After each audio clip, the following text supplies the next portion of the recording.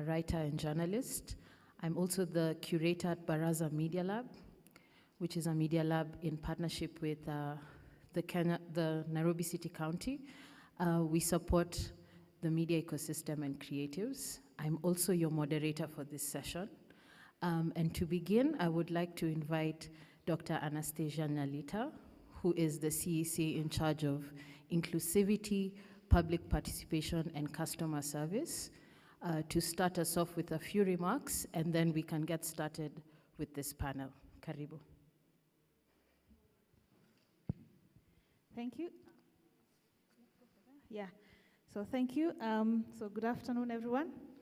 My name is Dr. Anastasia Nyalita, the County Executive Committee member for Inclusivity, Public Participation, and Customer Service at the Nairobi City County. It's a mouthful, but I'll tell you a little bit about what we do and why it matters with the subject matter that we're discussing today. I was asked to talk about, in my remarks, well, maybe I go back also to the theme that, bridging the gap between government and media. And creative, yeah. And of course, for anyone, you have to do like a baseline survey, if I may say. But more important is understanding the both sides of a coin, the creative vis-a-vis the government. And mine is to tell you a little bit about the government, and in particular, the sector that I lead, and how we are organized, so that as you discuss about tech and creative, then you know how can we partner, what are the opportunities, what opportunities do you see in helping us make Nairobi work. So basically that's my work. So of course you all know the county governments are led by the governor. Our governor is His Excellency Governor Sakaja. We have 10 subsectors within the county, or what we would call the ministries. That's the equivalent of the ministries at the county, at the national level. For us, they're called sectors or departments. There are 10 of them.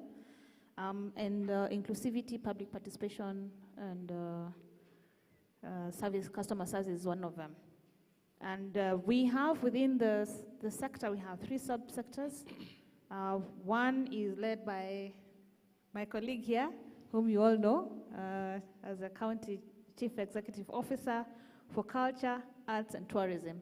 And I think that's the reason why myself and Clément have been invited to sit here. And basically, we are looking at how do we create the vibe of a city, how do we continue to sustain the annual Nairobi Festival. Of course, a lot of creativity required there, cultural activities, and so on and so forth. Dissemination of information, promotion of culture, arts, and tourism, among others. Development of activities that engage, the youth and the elderly in terms of inclusivity. But more important for us also is the subsector on public engagement, citizen engagement, and customer service, which now engages across the board, keeps the citizens engaged, but also from a county perspective, also things to do with public relations and communications. Again, how do we do that in a creative manner? Of course, customer service experience, how can technology help us on time? Finally is gender and inclusivity, and we have our colleague, Chief Officer Mariam, on next door. She's speaking about inclusivity vis-a-vis the subject topic. And her mandate is mainly gender mainstreaming, disability mainstreaming, and affirmative action, promote and manage programs for children, women, and persons living with disabilities, gender-based violence awareness, prevention, and county safe houses. So safe houses are those places where we put the victims of gender-based violence before they, we help them, support them before they are integrated back into the community. And also promotion and ensure compliance with the preferences and reservations of targeting special interest groups on matters of procurement. Maybe you may all know that 30% of public procurement opportunities should be reserved for youth, women, and persons with disabilities. So just an overview of what is it that we do in the sector. But more important, I think what's very relevant for you, for everyone here, is what Clément is going to talk into detail, so about city culture, arts, and tourism. Without further ado, I want to stop there. Thank you very much. Let's appreciate those few remarks. Ma'am, I'll ask you to take a seat down. The stairs are right there. To get us started, I'm going to shift to be seated so that I can ask the questions to my colleagues here who are all on the hot seat. There are 3 hot seats today.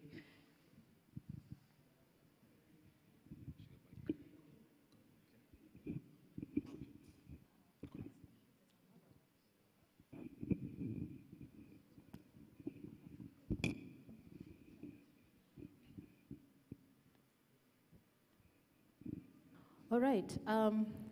Again, I come to you as a writer and journalist, very much a practitioner in this space. So I'm not asking these questions from a sense of detachment, but being very much involved and, this is my day-to-day. Even as curator of a media lab, I'm still a freelance journalist. I still pitch stories and work with editors, and I'm a practitioner in every sense of the word. So to get us started, I'd just like to actually just go into the first question. I'll ask our panelists to introduce themselves as they answer. I think that will save time because we are really running short on time. So to begin, Paul Otieno, who will tell us more about himself. How would you describe the current relationship between creatives and the Nairobi County government? Do you see any challenges in the sector? And how would you paint a picture for the state of the creative economy from where you stand? All right, so my name is Paul Otieno, but popularly known as Paushinsky. I'm an independent creative director and a photographer, and I have a lot of interest in film, because also, I write film as well. Also, I served as a public officer, as a director in the Kenya Film Classification Board up until February of this year. In terms of the relationship between the Nairobi County government and creatives, I think right now we are at a much better place than before. There's a lot more to be done, but we are at a much better place. I'll tell you why. I think the 2 past county governments, the best they gave us was a branded bus. What was the bus for? For city tours, and it was really well branded. It looked like Anganya from Ronga. I mean, it was neat, but that's all we saw from the 2 previous governments. Of course, it can look like they're not doing much, but Nairobi is the vibe of the country, so they're always supporting concerts and performances by the fact that they're happening here. So if you have an international artist, or if you have a local artist who's performing at KCC or at Carnival, the county government is involved. The thing that I think this current government should do, and I'm assuming they're already doing, is we need to do a lot of policy work. Generally, I don't think creativity is a devolved function, yeah? But streams of creativity, and for me as a photographer, if I go to shoot in Masai Mara, it's a totally different ball game than if I was shooting in Nairobi, which is now free for a photographer. Yeah. So those, in terms of what needs to be done, there's a lot of policy work that needs to be done. The other thing that this county government needs to do is, we have legislation, like we have CAP 222, we have the Kenya Film Authority Bill. We have a lot of, like if you go to CS Babu's office, there are things to do with heritage that were put as part of the arts that need to go back to the arts. And a lot of these things, even in terms of policy, are done with an outward focus on taking our work externally, but we are not doing quite a bit of work internally. So for example, if you go to Kajiado, which is not part of Nairobi, but just to prove a point, or if you go to the city, not city, it's called the Masai Market, just outside the law courts. The work that those artisans do as creatives, because we consider them creatives, is for export.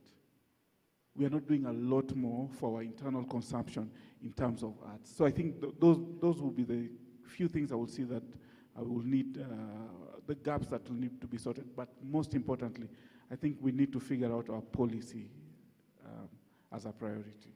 Let's shift to policy. I'm going to direct this to Clement Sijeni, who you may know as Clemo, but he will introduce himself properly. Pau has just spoken about the need for policy interventions in the space. What strategies is the county government already undertaking or can adopt to create a more conducive environment for creative businesses to flourish? I just want to pick it up from where Pau left it, where you said that a lot of our creative output is directed towards tourism, towards external consumption, I would say. And for you, Clemo, your department is culture, arts, and tourism. And I just want us to kind of unpack that, if that relationship has to be there, or how you see it, and how we can actually center ourselves as Nairobians and not necessarily for so-called external consumption. Yes, thank you. My name is Clement Rapudo Sijeni. I'm the Chief Officer, Nairobi City County, responsible for city culture, arts, and tourism. First of all, let's agree that this government is different. For the first time, we have a full subsector that actually deals with matters, arts. Of course, arts, there's no you can talk about arts without having an element of culture in it, because it's very broad, right? And being that this is new, obviously, there's a lot that has not been done in terms of preparing policies. But if you look at our CIDP, our 5-year plan for the county, we have budget lines for policy development. So this financial year, we'll start getting in touch with stakeholders like yourselves.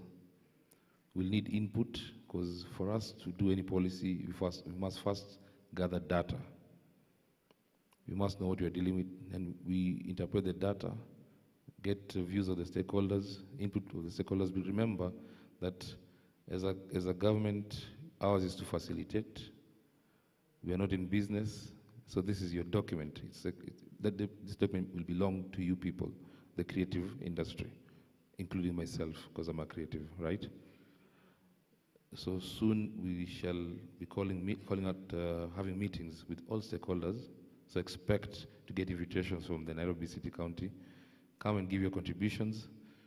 Once that is there, we'll definitely draft a policy, which we all have to buy into. Then we'll follow all the due process that normally comes with getting legal frameworks to the assembly and having them as law. So, and again, let's agree that Sakaja, the governor, wants this thing to work, and that's why he chose to put a producer, someone who's interacted with the creative industry in this position. And being that I've toiled and suffered in the industry, in this space, I'll definitely want to leave a mark myself after 5 years, 4 years that are left. So what I can promise here is that we'll definitely have a policy that will guide. And of course the challenge again is that yes, like you said, some elements have not been devolved. And right now, COG is in talks with the national government to devolve some of these things. Because I think previous governments never took arts seriously, but things are different right now.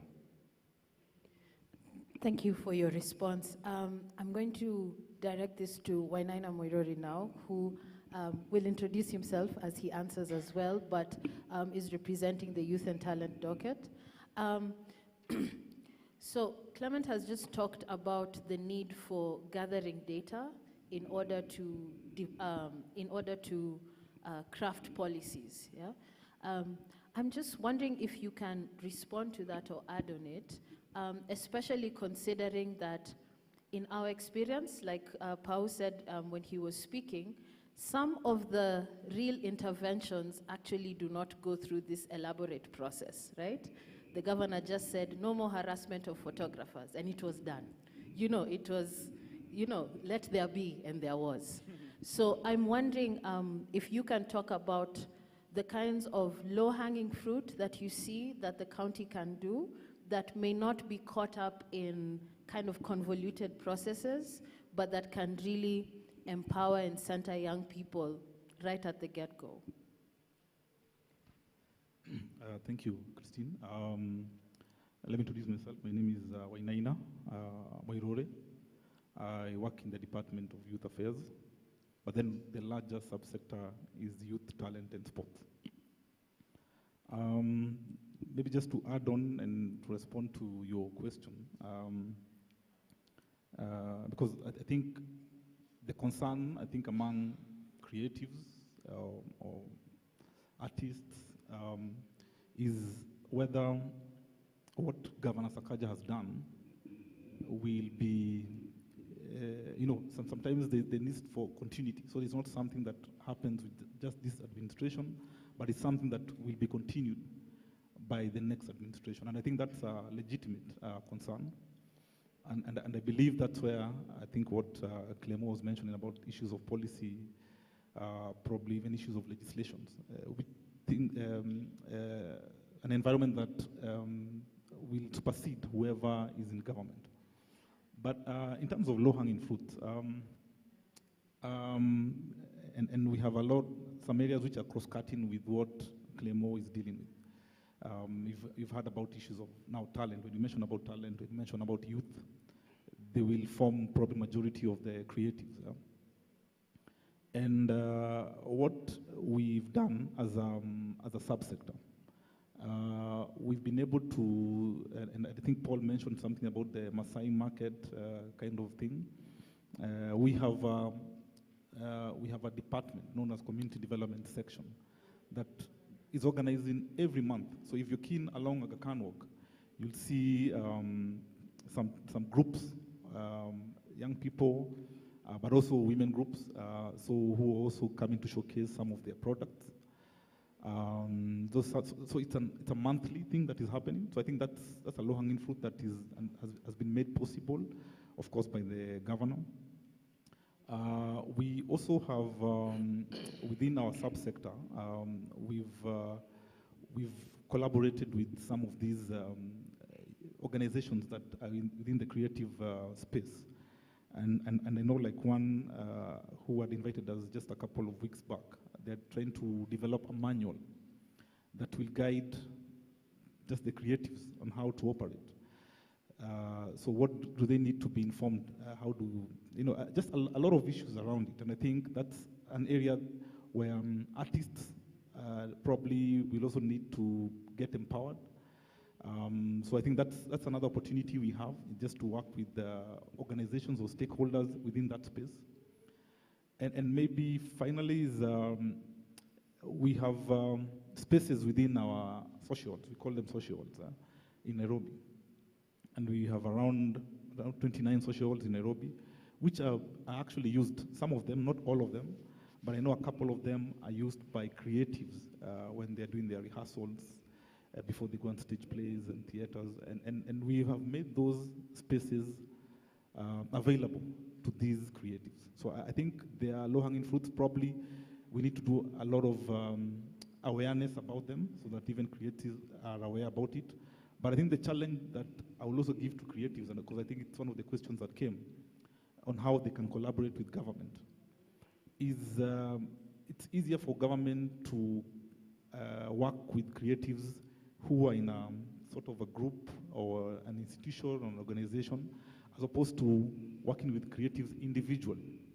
So it will be a bit tricky if you as Christine would want to approach the county on a certain area on your own, but I think it works better if you're in part of a group or an organization that deals with creatives. So I think for me that those are opportunities that are available to work with the county government. This just segues perfectly into my next question, which was about how artists and creatives can better organize themselves so that they can advocate together. Pao, I don't know if you have any insights around that. What kind of organization do we have around this industry? Is everyone just doing their own thing in their own corner? And is there a way for us to kind of concentrate those efforts in a way that is, responsive to what Wainana just described? Yeah, but before I go to that, in terms of data, I think generally we have a lot of data. I think probably our biggest challenge is to interpret this data that we already have. And I'm just responding to Clemo, who actually is my big brother, and he might beat me mangotos over here.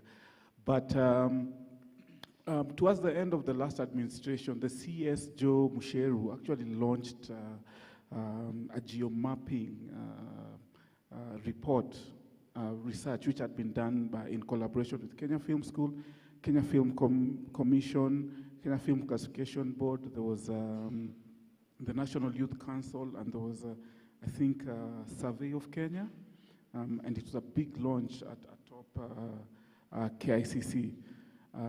Also, these government agencies have a lot of this data, and the data was, they had data for Nairobi, and for Nairobi they had data for Langata, that data for East Lando, they had data for all these places. So I think even as you're probably considering and formulating questions for your next research, probably should be able to just take a look at what the former CS launched. In terms of low-hanging fruits, the one thing we learned when I was at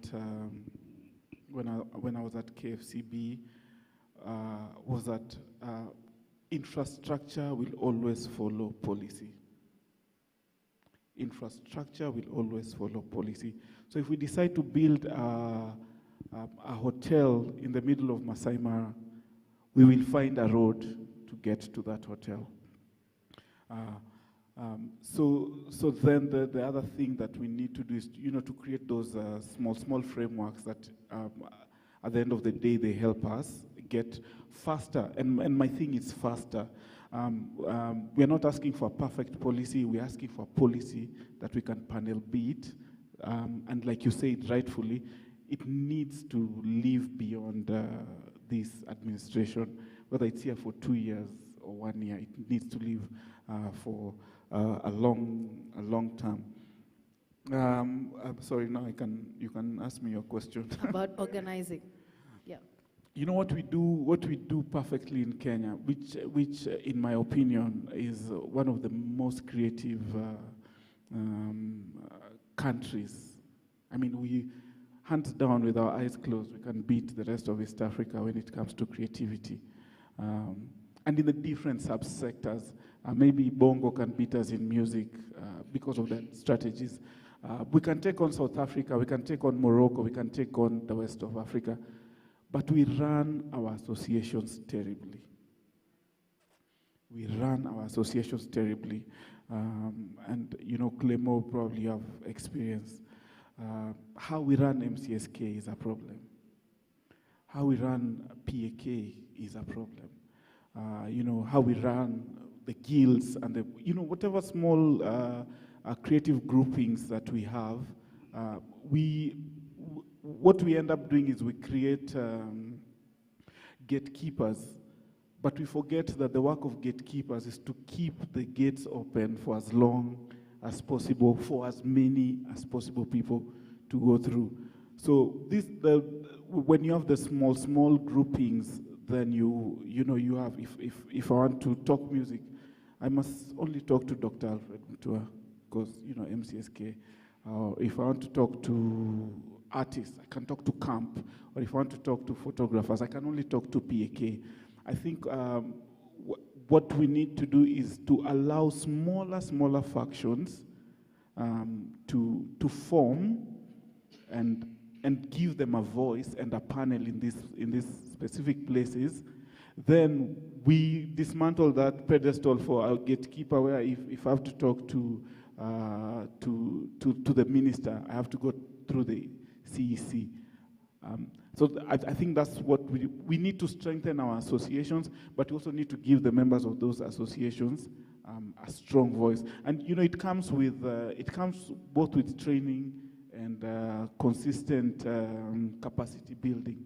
So the voices of even those who are inside can be heard clearly. So we are just not hearing the guy who sits at the helm, but we're also hearing what the watchman is saying at the gate.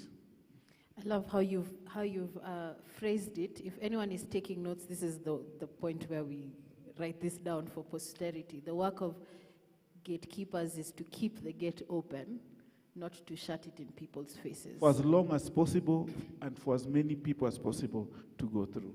I also like what you said about the importance of having a diversity of interests and a diversity of voices instead of monopolizing those kind of power centers. Clemo, I can see that you really want to jump in, and I'll give you this opportunity to do so. Very patient. No, well, I would add this as well, that the work of the gatekeepers is also to keep away intruders, unwanted characters. I've seen it many times before, where good initiatives, we come up with good initiatives and invite people for some kind of conversation, but you end up getting people who have interests in those conversations. I probably think there's a reason why certain laws were developed to actually maybe get rid of certain groupings from disrupting meaningful conversations, like that thing of copyright. You can't have too many organizations, because who is right and who is wrong? Everyone will have their own ideas. It's important that there be democracy. Join these conversations, join these groupings, because what normally happens is that we have these stereotypes where all these organizations are corrupt. I mean, if you want to change a system, join that system and try and lobby. Lobbying is always critical if you want to have your your ideas accepted or ideas adopted. Most Kenyans don't actively participate. Let me talk about Nairobians. Don't actively participate yeah, in such groupings. In fact, in these organizations, let me call out for instance, the camp, the Prisk. Artists, Nairobi artists don't care. Nairobi artists are not members of these groups. So there's a reason for that, though, Clemo, isn't there? Because in Kenya, there's a problem. Ukiwa pale juu, unadhulumu everyone else uko chini. It's just a stereotype. It's a mentality which will be shunned. Right?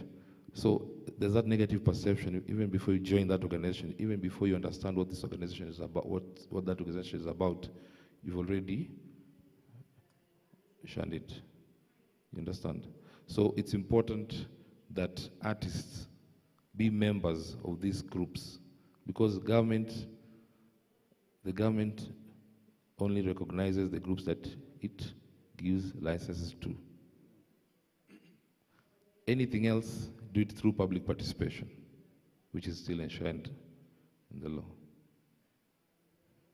I don't know whether I've made a point there. Yeah, so the engagement is through those organizations and through those, in a formal sense, right? Like it or not, if today, say the president or the governor calls for a meeting and wants to talk to an organization, a formal organization, your organization yako ya mtaani will never get an opportunity. So be part of this. If I wanted to be the governor of Nairobi, say my feelings, I'm an independent person, someone who feels that the governor Sakaja is not doing maybe his work, or rather is not performing as maybe he had promised. The best way is not to try and overthrow Sakaja, is for me to lobby for votes, wait for my time. There's no other way. So if you feel like Priest is not working, camp is not working, go and get your people, join that organization, get them to vote for you so that you can bring the change that you're looking for? Well, I'm sure some people in this room have experience of joining organizations and running for leadership. I see Pao has something to say. I just want to let everyone in the room know that we're going to take just one round of Q&A in the interest of time. It will be in the next few minutes. I will give you some time to ask a few questions. I just thought I would make that announcement now so that you can begin to prepare your questions if you have any. But in the meantime, I'd like to ask this question, and anyone on the panel can answer it. What are some of the examples that we can learn from other cities in supporting the creative economy that Nairobi can learn from and adapt? If we're just to cast our eye outside a bit and get some inspiration from other places, because I believe we don't have to reinvent the wheel every time. We can take some lessons that we've seen working or people trying to innovate with in other places. Anyone who has some concrete examples? Let me, being someone who's been in the industry, I'll tell you one thing for sure. Activism is good, but it has to be regulated, sort of managed. We can be, sometimes creative, we call it the creative industry, right? An industry meaning it's supposed to generate some form of revenue for, or livelihoods for the people who are in it, right?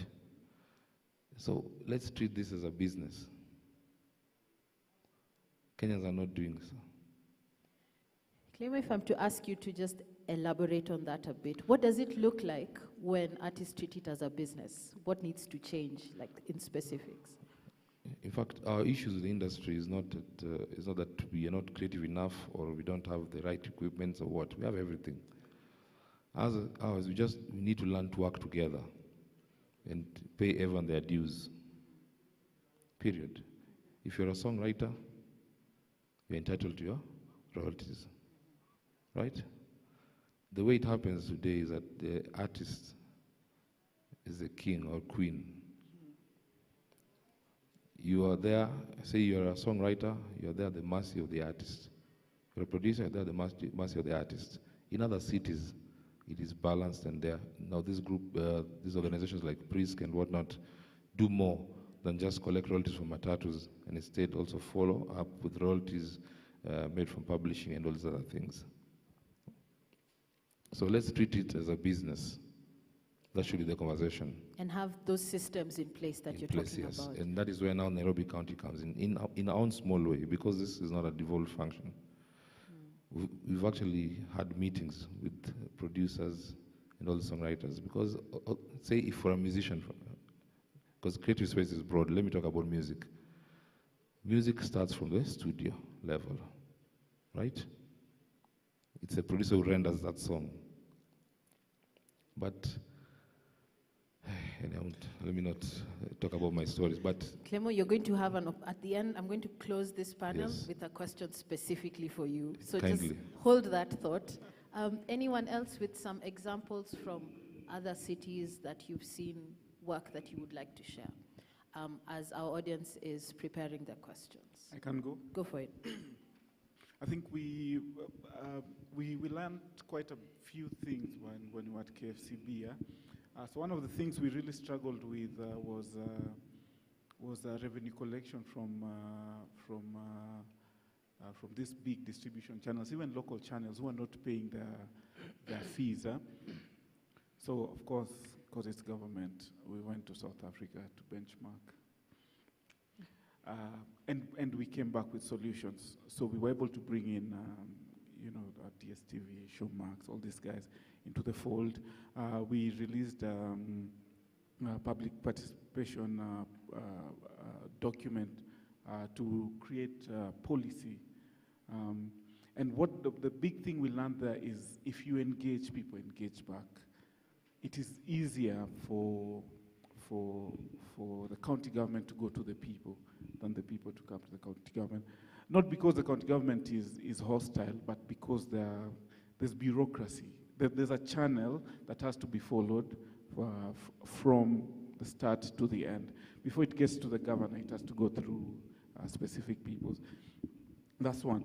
Secondly, and just our neighbors here, and you know, Clemo, you know that Nairobi is about 7.5 million Nairobians per day, but at night we are about 5.5 because most of everyone does not live in Nairobi. Majority of the people just come from, you know, the periphery to come do their hustle, and then in the evening they go back home.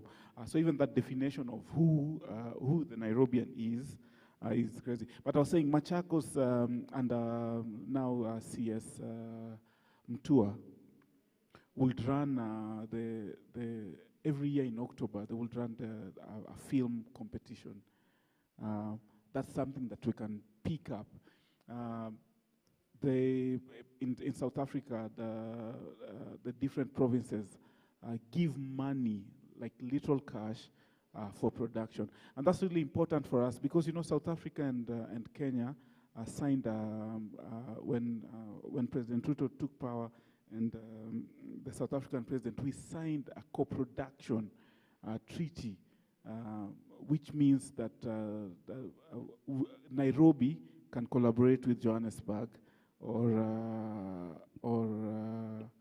Durban to co-produce content, specifically film for me. You know, so we've seen that, you know, those cities are reaching out to different cities to on those co-production things. They're giving the citizens money to create content, and then they're building spaces for creatives. And you know what we say? We say motivational speaking can go so far, but we need brick and mortar. We need Clemo, we need you to give us 200K per person to shoot short films. The other thing we've seen with creatives in the different spaces is and the brilliant move that His Excellency Sakaja said that photographers should not be harassed. What are we doing with those photos? Those should be the things then that should be pushing the Nairobi narrative. And you know, like with him and everyone else, this thing has to work. But we have references that we can look at and see, you know, it's working in these other places. Is it possible for us to adopt those strategies even for local realities? Let me just respond to that. Sure. But before you respond, we'll take the questions after Clemo's remarks just now. So if you have questions, Lillian, my colleague here, will come to you. I'm going to take only one round of questions, so 3 or 4 questions in total, and then we shift back to the panelists. Go ahead, Clemo. Yes, so one thing I learned when I got into government is that government is not in business. Government does not do business. Ours is to facilitate, meaning make the environment conducive. And I think most of all these concerns that we have will be answered through good policy, a good policy document that addresses everything. But again, let's not be afraid to talk about the real issues in the room. Because if we are out to make the industry conducive as we desire, then let's talk about the difficult issues, like the remuneration bit. You talk about brick and mortar. Let's not ignore the elephant in the room. That is what all governments before this one were doing. That when you talk about creative space, it's brush like, Sani, okay, so let's just give him, okay, this, previous, okay, Lolo, yeah, hi, Poteni, let's talk about health and other things. And people don't know that this is now the leading creator today for the youth, leading revenue stream for the youth today, right? Yes, and I'm glad that the governor saw it fit that, I mean, we talk about the real issues. He has created opportunities the best way he can by also, we're actually creating spaces for creative. We have partnered with the organizations to have these spaces for creatives. We have our Nairobi Festival. The whole idea behind it is to actually showcase and give opportunities to these creative spaces. And if you attended last year's Nairobi Festival, we had photographers, we had everything, anything art, and trade as well, in addition. And traders, we gave the youth the opportunity to actually showcase whatever they had and sell stuff. But let's talk about the real issues. I'll invite and to be part of everyone here will be part of that stakeholder forum where we'll discuss the real issues so that we come up with a concrete document. Clemo, before I turn to the room, what if you're to list these real issues as bullet points? I don't want us to imagine that we all have the same thing in mind. Bullet points, what are those real The conversation issues? here, my issue is the conversation has always been, what can the government do for us? Mm-hmm. And mostly it's about cash. Here, government needs to pay how much? That conversation should change. Because here, people are generating real revenues. Understand? We should be talking about like opening up that space, educating. Ours is to educate that maybe here are the opportunities, right? And then from there, as government, we look for taxes. I'm just saying. Tax is the next one. We're going to talk about tax. All right. I saw a hand there. I see another one at the back, and maybe if there's one more, then I'll take a third one. Go ahead, sir. All right, good evening. My name is George Kinyanjui, and I'm a creative from Africa Live Media. So I've seen that our topic is government and media, and for the longest time in Kenya, is that you find that the government has always sort of controlled the media. In fact, if you look at all the laws that we might have, either from KFCB or to what is written right now, it's about controlling the media. Either they have prohibitive costs, or for you to film or you to do this, you have to follow a certain prohibitive sort of process. So I think if you're talking about changing the policies, I think it's good that we look at what is the law right now and see the things that we should either remove or improve. Yeah. Again, another side is we talk from policy, and then we have the funding. Because those are the two issues that affect the creative and the media industry and the cultural industry in Kenya. Funding and the policies. When it comes to funding, I think Clemo is saying that it should be treated as a business. Yes, yes, you are right to some point, because even as we have businesses which are creative and they are sustainable, but on the other hand, the government should at least give grants to those creative projects that are in their nascent stage. Like they haven't grown yet, so they should be given a little bit of maybe grants till to the point where they are a bit sustainable and they can take care of themselves. So maybe my question should be, for the part of Nairobi County Government, one, Governor Sakaja has given pronouncements that filmmakers can film for free, but what happens after he goes without changing the laws? Again, the other one is what funding models do you have right now, or you have maybe ideas of that we should maybe take as creatives? Thank you. Thank you for that. Those excellent questions. I've just made a note of that, and I want to take the other two questions so that our panel can respond comprehensively. Go ahead. Okay, my name is Bruno. I'm a creative. I have a couple of questions for the panelists. First is, Clemo said that, okay, I've heard from the conversation that reaching the people is easier than the people coming to the government, right? So the government has made very many steps to reach the people, but has the government really made an effort to know if the people have responded to it? Because you can just reach the people, but you don't know if the message has reached to them, right? Like, suppose like something like this that is happening right now. It might be us, the few people here as creatives that know about it, but does the government know that how this information has reached the people out there? Because we creatives need it, but it is from the government. So if the government can put the proper measures to make the advertisements reach the people, it's easy, faster, it could be good. The second question was concerning the funding and making it a business.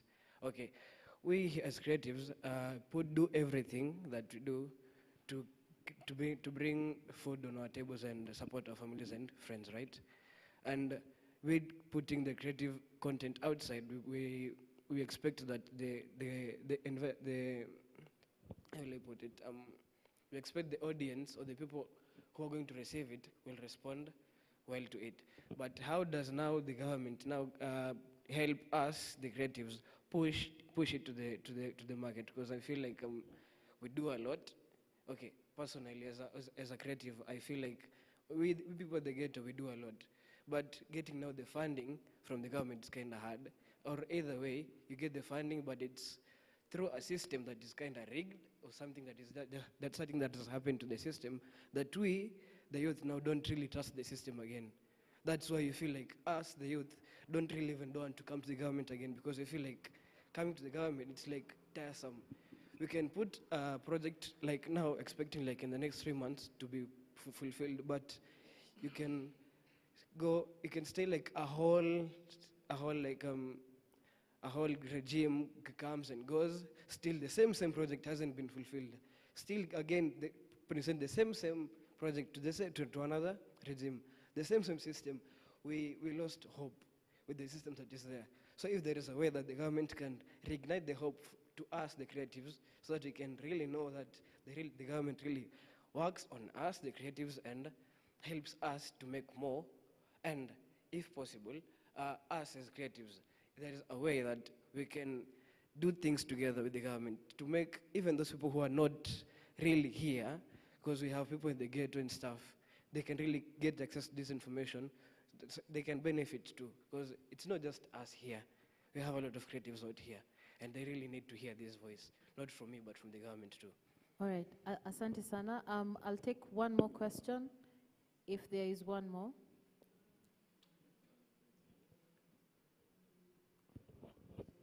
My name is Kelvin, and I'm a creative undertaking.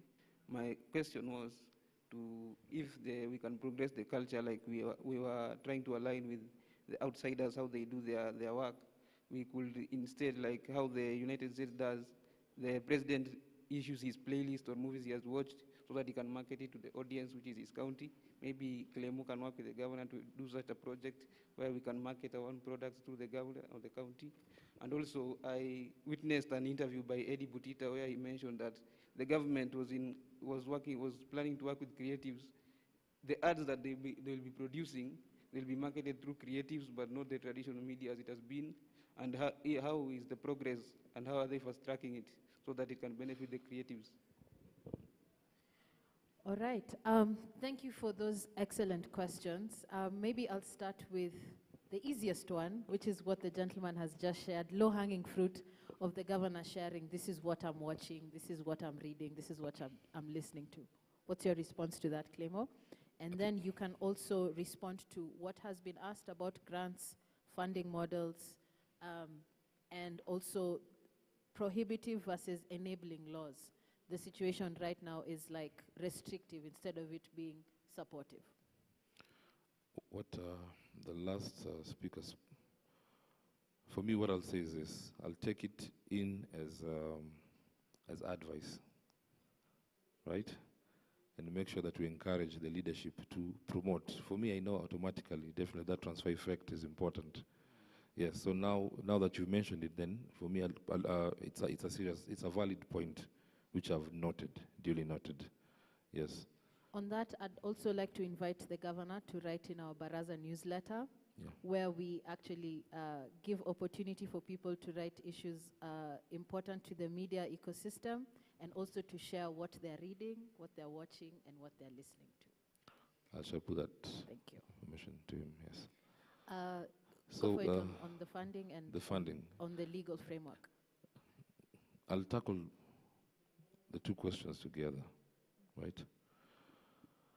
Funding, like I said here, you know, there must be a basis for you to spend government money. Yeah? There must be some legal framework attached to it, right? There must be some way, form of justification. Without that, we can't talk about funding. That's why I'm inviting you to participate in the forthcoming stakeholders forum, which Such points should be actually, you should make those points as we discuss, because everything will be taken in. Which brings to this point of public participation, which is actually enshrined in the Constitution. Right now, you can't do anything without proper public participation. And for us, I don't want us to just check some boxes. I want us to come up with real solutions. And I'll encourage youths, because youths like complaining generally. Oh, we have never given that opportunity. But if I was to sit down with the gentleman maybe and ask him a few questions, when was the last time you attended any public participation forum? Have you attended any? Your place? No, yours, okay. The gentleman, the question. How many times? Where was it?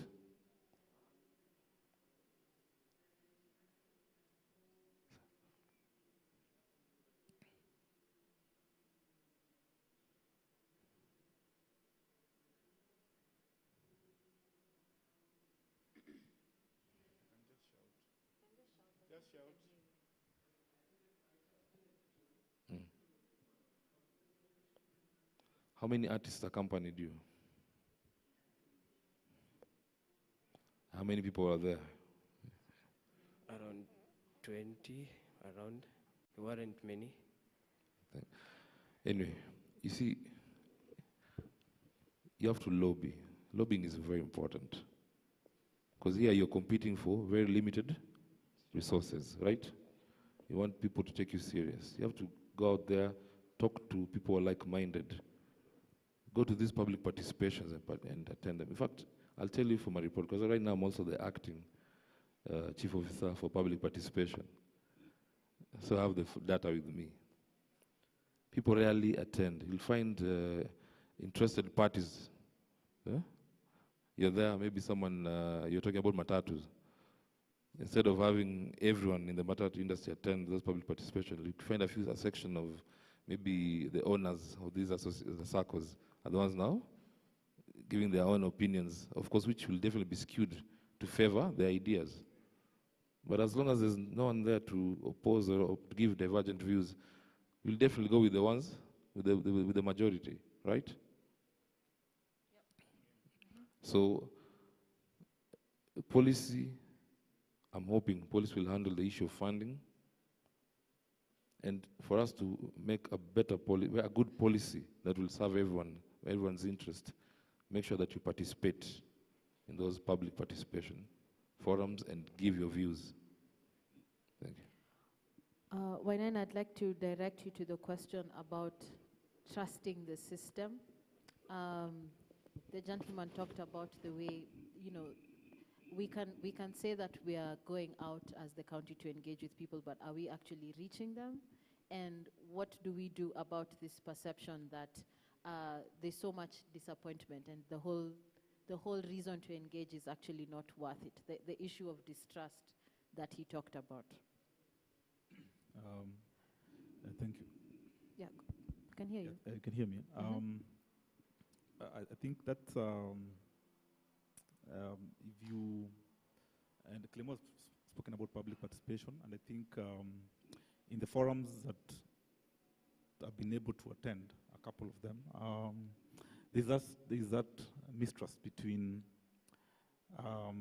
just the community and the county government. And I think some of it is legit because I think in the previous administrations, promises have been made. People go, I've attended them. In fact, some of them I've attended incognito, so as a resident. And I could see people giving their views, but then I think that is where it ends. I think in terms of follow-up and implementation, that has been lacking. And I think probably just to request that we give this administration a chance. I think, as Clemo has mentioned, I think we have a governor who is willing to engage, and I think we've seen that. However, that doesn't mean that we also we need to be following up some of these issues. So I think for the mistrust, I think it will take a bit of time, and I think it's upon us and the entire government to ensure that some of these inputs, some of these views, some of these aspirations that are given by the public are actually taken seriously. We may not implement everything, because if you go to those forums, you have all manner of proposals. But I think if we can be able to commit 1, 2, 3 things, I'm sure even when we go back to the next public participation, because some of them happen on an annual basis, we have a report to give back that at least when we came, we were able to do 1, 2, 3 things. But I think that is something that now the ball is on our side. I think we just have to be able to be accountable to some of these forums that we are organizing as a county. So I think that's something we need to work. But let's give this administration a chance. I think it's unfortunate what has happened before. But I think there have been indications from this government, even for the creatives. Just the issue of low-hanging fruit, the issue of the photography on Sundays, over the weekends. There's even a young person who, I think he's Nimsani, so approached us in the office and he was like, hey, by the way, kama kuna kitu gavana ametusaidia, ni by the way, kutuge space on a Sunday, and they come and do their thing. So I think for me, that is something which is really, we really appreciate what the governor has done. So, and we look forward, I think, for the public participation, and maybe Clemo, because he's the acting chief currently. I know it's an area that will need to be worked on. It has its own challenges. Yeah. All right. Pao, if there's anything you'd want to respond to, I'll give you a chance now before I give everyone their final round of questions. I just say that all governments across the board have a communication problem. So it's not it's not particular to just us. But I mean, if you look at all state departments and all the parastatals, generally we have a communication problem because we are always churning out information, and information that should be coming to us somehow potters along the way. And probably that's also a challenge for you guys, that you have consistent and clearer communication. I like what Dan Otoyo is doing with PMCC, that at every state function there's an artist. So there's an entire repertoire of what's going to. There's an entire program. So you have these acrobats, you have these musicians. These guys will collab on a song. And if we have state dinners and things like that, there are those opportunities. I feel for the county events, and maybe that could be an approach, that you could get county artists, so that we don't. Yes, we don't. I don't have a problem with Muungano Choir, but also can we get Wakadinali or somebody like that to perform in these official functions? Yeah. That also Wakadinali. Go for Wakadinali fans. We see you. We see you. We see you. Yeah. So and that has worked over time. So I know for the next is Mashujaa Day. I'm expecting a totally different song by totally different artists than the guys who performed at Madaraka Day. So probably that will be another low-hanging fruit for you. Also, I perform if you want somebody to come and sing. Actually, I don't. I'm just joking. All right. So we are coming to the end of our time together, and I'm going to ask the final round of questions. As you answer, take it as your chance to make your closing remarks. So I'll start with you, Wainaina. I want you to just touch on collaborations with educational institutions and cultural centers in the city to nurture and support emerging talent in the creative field. What are some of the plans or ideas that the county government has with these institutions that are already in place? So for example, one huge pipeline for talent in this country is the national music festivals, the drama festivals, what happens in the schools, even in churches. We're living in a very dynamic and vibrant city already. What are some of the ways that the county government can, really be in contact with that energy and dynamism that is already existing in the city? I think for the cultural center, because Clemo is here, I think that falls under, he's in a better place to respond to that. But I think for the educational institutions, the county, and probably most of us are aware, there are functions that are in national government and the county. So we have two main functions. We have the one on early childhood education and the one on technical and vocational education, TVET. Of course, the primary and high school, that is a function done by the national government.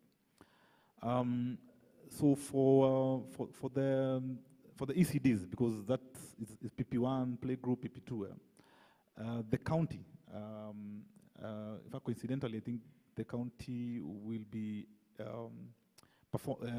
represented in a festival. I think there's normally the national festival where our early childhood learners will be participating. So we have been participating in those festivals, I think, like every year. And even for the ones on the TVET, I think probably not as frequent as the early childhood, but there's that opportunity where young people, and I think we have quite a number of, we have almost 113 ECDs in Nairobi.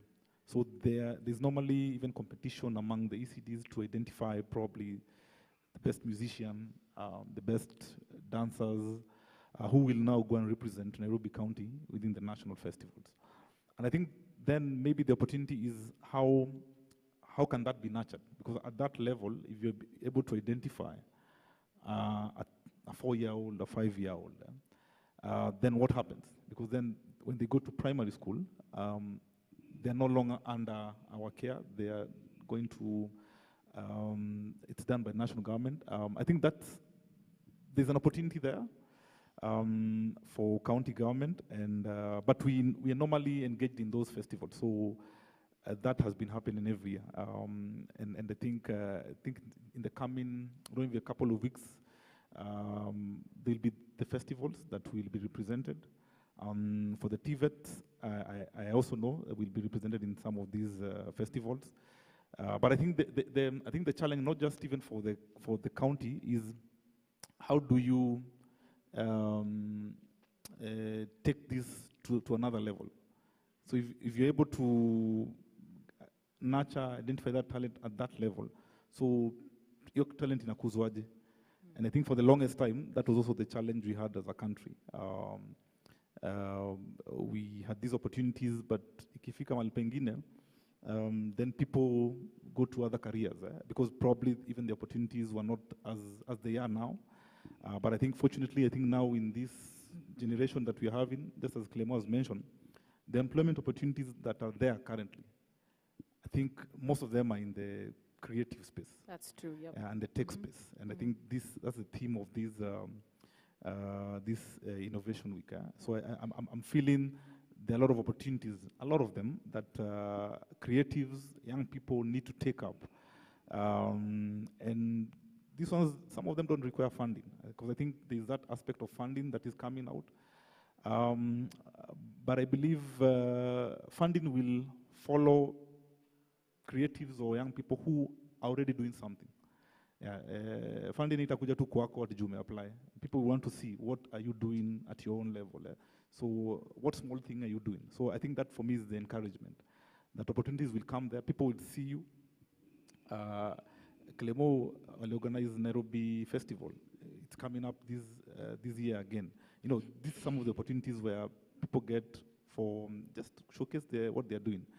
And my final remarks or closing remarks will be, because what our sector deals with, as I mentioned, even sports, and what we are good at, and that's what government, and I think sometimes it looks like a cliche, that government, the bigger responsibility is enabling environment, infrastructure, but that is what really government does, issues of policy and legislation. However, we are also open to partner with organizations that in different spaces. And I think, for instance, I'll just give an example. Libraries are also under our docket. And if you check out, we have a library in Eastland, there's a library in Kaloleni, that have been transformed through partnerships with organizations. So we've partnered with the organization called Book Bank Trust, and they're also in the process of also transforming Macmillan Library in town. So the opportunities of partnership, and I think that becomes a win-win situation for all of us. So I think for me that is the encouragement that we have. This government has an open door policy. Let's try and reach out. And of course, where there are challenges, let us be told in some of these forums. Let us be told candidly, but let's also propose solutions, because I think we are always, I don't know if it's a Kenyan problem, but suteta sana. But in terms of solutions, we don't, that is not our priority. So even as we bring out issues which are valid, let's also propose solutions. Thank you.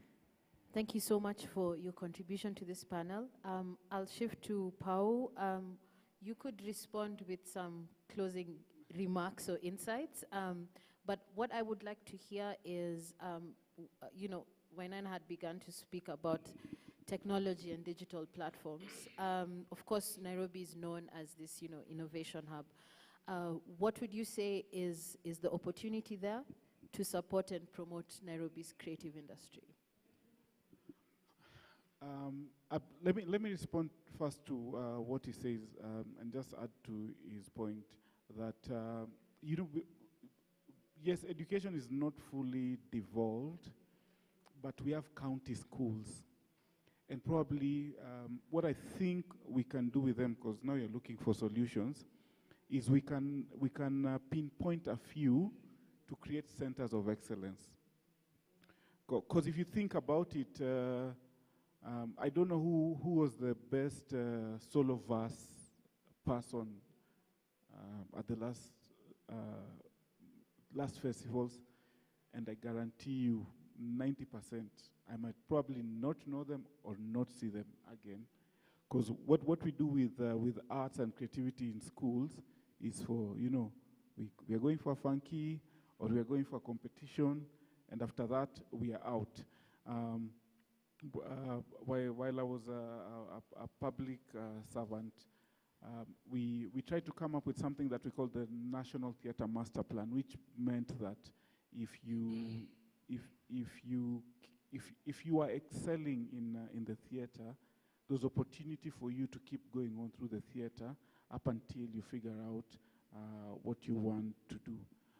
What that will do ideally is it will make money for you, because if you've noticed recently, theaters, you know, and the trajectory was not, you know, the expected 45%, you know, it's 60%. So we have a lot more shows, and a lot of these shows are going to theater places, KNT, people are putting up shows at Breban, Oshol, and places like this. What we have in some of those schools, so for example, at Lavington Primary, or at St. George's Primary and places like this, they already have this theater and halls that these guys who are looking for spaces could come and perform at and could charge. So the county makes the money, and the people make the money.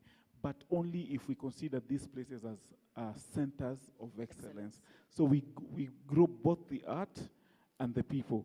During school holidays, you can do theater camps.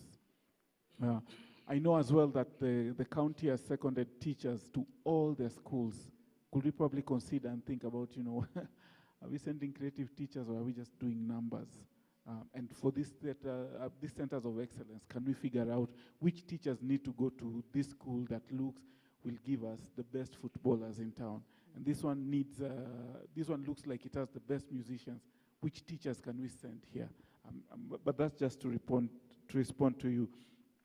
The one thing we keep saying is that prototyping is expensive. And as a closing remark, prototyping is extremely expensive. And, you know, I grew up in Eastleigh, California, and every day there were soccer games, Apodeza. Every day. When these ones leave, somebody else is out there. When this one leaves, somebody else is out there. And people will go on and do great things, but then there was no opportunity, in my view then and now, for people to get out. The only people who will get out are people who probably played for MISA. And I'm using soccer as an example. So they will go to Norway or Sweden, they'll be poached. What they will come back with then was scholarships. And not necessarily money, but opportunities to study, because we figure that education will probably be a good key. My ask for you, Clément, and the county government is there an opportunity to give scholarships for creatives who excel? That's why I said prototyping is expensive. It's probably not going to be in this financial year. It's probably going to be into, because the current budgets are hardwired, yeah? But for the next, at our public participation, can we probably consider upgrading these places that artists can perform at, schools where people can go and play soccer at, and both making money for them and also for the institutions, because the institutions also have to sustain themselves. Then finally, I know, and again, I'm pushing for funding with what Mombasa is doing, and Embu is doing the same as well with the Chief Officer Pithon Mushoki, and Machakos, and I'm hoping my great county of Siaya can do something for us as well, but I'm a resident in Nairobi. You had the Battle of the Choirs, great opportunity for musicians. You have the Nairobi Festival. I still think you can give us money for film, or you can give us a competition where if we create great content, the county can give us money for what we've done, and we can co-own the work. Because if these creatives take their work out and it makes money, it's also great for the great city of Nairobi. Also with regards to tourism, like low-hanging fruits, I think we can do this. But like I've said, the next financial year, and at the next public participation, I'm coming there with a placard. Fix the sound. No, I'm Fix kidding. the sound. All right, we're going to end with Clément.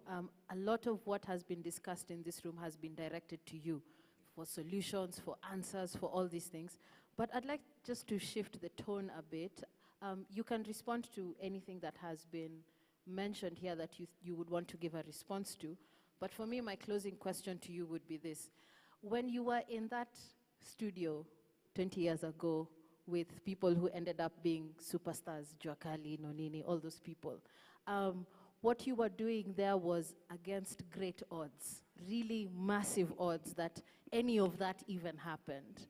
I just want you to think back to yourself in that studio in California Estate. What are some of the things that you wished for at that moment? And this is not to put yourself today on the spot to give your past self solutions. It's not a way to like kujihang, but it's really just for us to see you in that context. What are some of the things that at that moment you really wished for?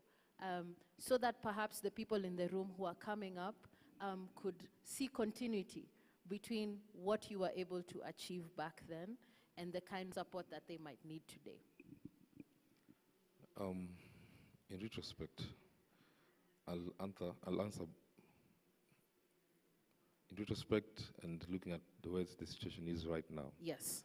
I dreamt that one day people will look at the music industry as a source of livelihood, and it's happening. So I basically achieved what I dreamt of.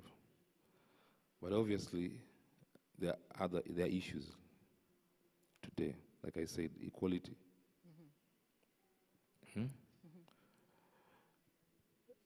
Not everyone is gaining from their work, and that should be addressed. I have a son who is a budding producer, like his dad. And I'm looking at him and thinking about the industry and what we had to go through. I was lucky. Will he be as lucky? That is a question.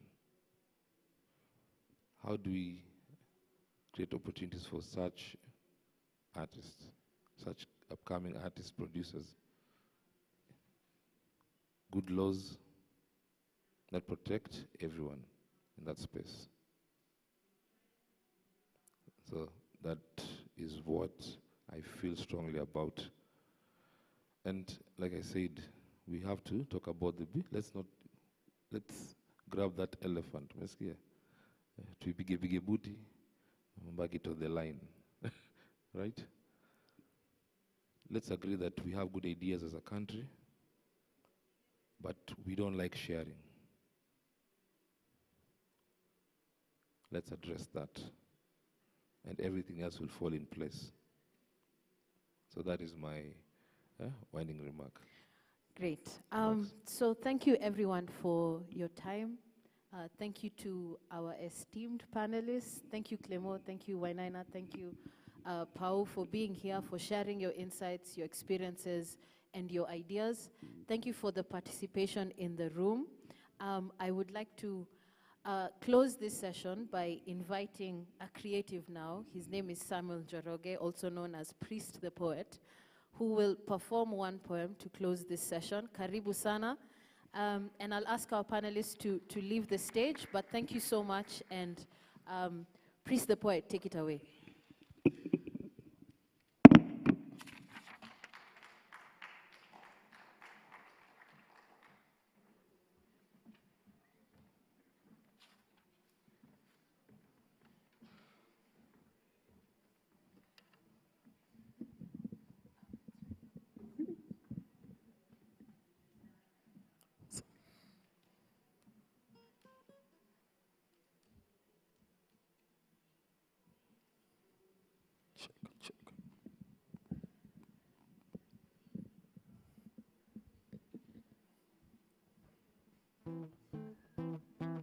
So it is nice to be here. You say it's wonderful to be here. It's nice to be here. Kindly, some energy. I'm made to understand that it's in the lunch hours. The body ain't in motion, so give me an energy, so it's nice to be here. You say it's wonderful to be here. It's nice to be here. It's wonderful to be here. When I say it's na, you say it's wa. It's na. It's wa. It's wana. Thank you. I go by the name Priest the Poet. I'm a spoken word artist alongside Koni Muziki, a great acoustic guitarist, straight out Nax Vegas. We are proud Nax Vegas. And we will do a piece called Wasanii Kilio cha Jamii. So I'm hoping mutafurahia. So if you can hear me, clap once. Some energy. If you can hear me, clap once. If you can hear me, clap twice. So tupate kujiweka tayari ili tuweze kufanya shairi takatifu. And he is way bigger than short baba. Aliniita mimi mwana. That's why napiga kelele takatifu. Kwa pamoja kama nyash, tusemeni aminia. Aminia. Tusemeni aminia. Aminia.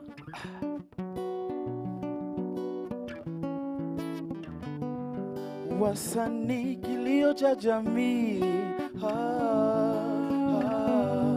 Wasanii kilio cha jamii. Nasema wasanii kilio cha jamii. Wasanii kilio cha jamii.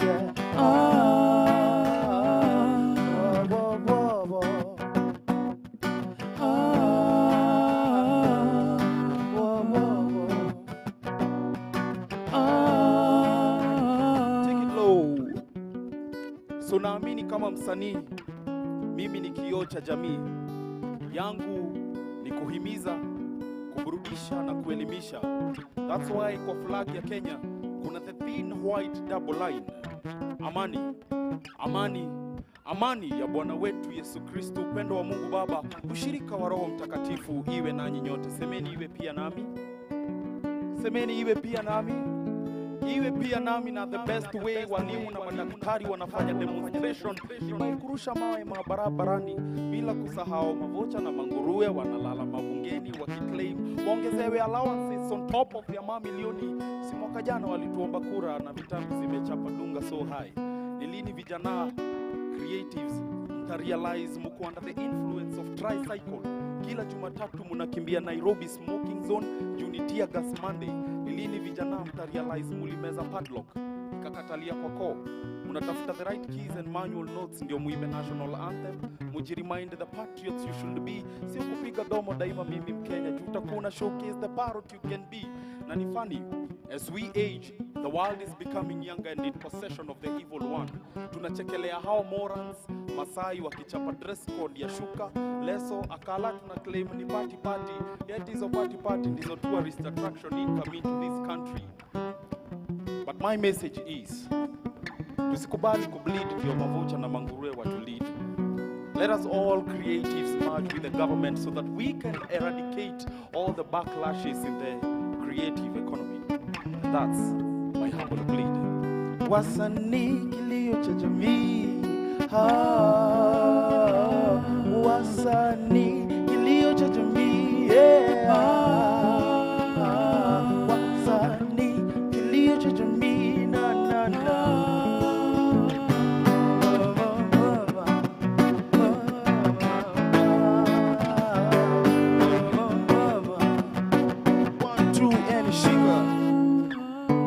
Father Macarius, I'm all the way up, blazing and flaming like Elijah's chariots. Dominus vobiscum et cum spiritu tuo. And may the good Lord bless you in nomine Patris et Filii et Spiritus Sancti. Amen. Go forth in peace. Our holy poem has ended. Priest, the poet.